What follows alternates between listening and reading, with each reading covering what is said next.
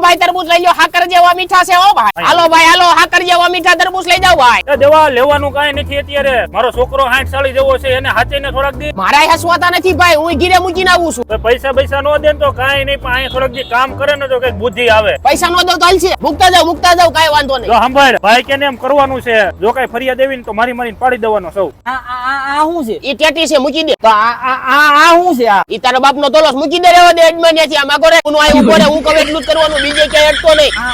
મારા પપ્પાનો કે આ તરબૂચ લેવા છે, શું ભાવ છે? હાકર જેવા મીઠા ખાલી હોના 4 કિલો. આકર ખાવી હોય તો દુકાને જવું પડે. તરબૂચ લાલ પાકેલા તો હોય છે ને. ભલા માણા, તમે તો વિશ્વાસ વગરના છો, તરબૂચ લાલ જ નીકળશે. હાલે તો સરી મારીને બતાવી દે તો તરબૂચ.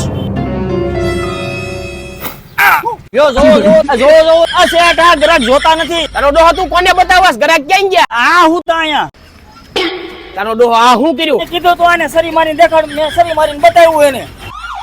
ભાઈ તારો ડોહો પોલીસ આવ્યા.